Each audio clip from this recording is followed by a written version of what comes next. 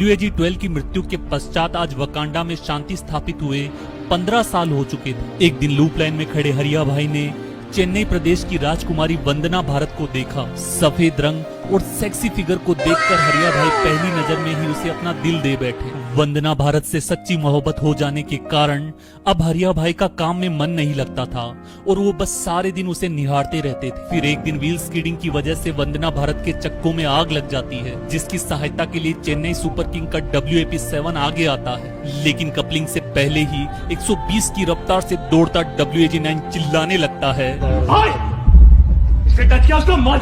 जिसके पश्चात WAG-9 वंदना भारत को अस्पताल लेकर जाता है। हरिया भाई की इस एग्रेशन और इनसिक्योरिटी को देखकर वंदना भारत को भी उससे प्यार हो जाता है, जिसके कुछ दिन पश्चात वैलेंटाइन के पावन अवसर पर दोनों ने शादी कर ली। शादी के 2 महीने पश्चात उन्हें एक बच्चा भी पैदा हुआ, जिसकी शक्ल WAP-7 से क्यों मिलती है आज तक कोई नहीं जान पाया। इधर ट्रैक पर गेड़िए मारने के जुर्म में कोंकण जेल में सजा काट रहे अशोक लेलैंड की ट्रक और JCB को 14 साल हो चुके थे। जेल में JCB को बोबियन में गिट्टी भरने का काम करना पड़ता था, लेकिन एक दिन मौका देखकर उसी बोबियन के लास्ट वैगन पर बैठकर JCB जेल से फरार हो गई। जेल से बाहर निकलते ही उसने डीजल का नशा करने के लिए स्टेट बैंक ऑफ वकांडा का पूरा ATM ही लूट लिया।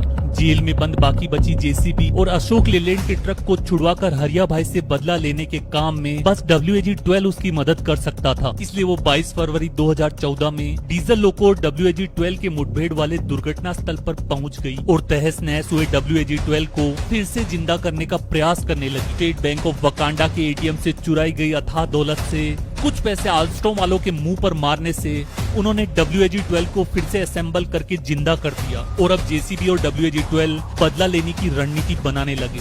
शादी के बाद हरिया भाई रेलवे की माल ढुलाई में इतना व्यस्त हो गए कि वो वंदना भारत को टाइम ही नहीं दे पाते थे, जिससे भाभी जी नाराज रहने लगी। WDG-4 द्वारा माथा फोड़कर समझाने पर हरिया भाई सत्ता का दायित्व WAP-7 को सौंपकर 15 दिन के लिए भाभी जी के साथ गोवा निकल गए। इसी मौके का फायदा उठाकर WAG-12 वकांडा में घुसा और कोंकण की रत्नागिरी जेल से सारी JCB को भगा ले गया। चीयर लीडर्स को अपने पंजों पर नचवाकर पूरी रात JCB समाज ने फुल एंजॉय किया और दूसरे दिन WAP-7 को जान से मारने की प्लानिंग करने लगे। पहले ट्रैक पर बड़े बड़े पत्थर रखकर और पुलिया के नीचे से ट्रैक को तोड़कर WAP-7 को डिरेल करने की योजना बनाई गई, किंतु शायद RPF रेल पे पत्थर ना फेंके, नहीं ये कोई खेल है और ऐसा करते पकड़े जाने पर 4 साल की जेल है। डर से इसे कैंसिल कर दिया गया। अंत में अशोक लेलैंड के डीजल ट्रक को प्रीमियम पेट्रोल का नशा करवाया गया, जिससे उसने पुलिया के ऊपर से कूदकर WAP-7 पर आत्मघाती हमला कर दिया। ठीक उसी समय WAG-12 ने वकांडा में तख्ता पलट करके अपने आप को वकांडा का नया सम्राट घोषित कर दिया। हालांकि WDG-4 ने इसका विरोध किया, किंतु उस पर सेना के टैंक चुराने का आरोप लगाकर उसे यार्ड में नजरबंद कर दिया गया।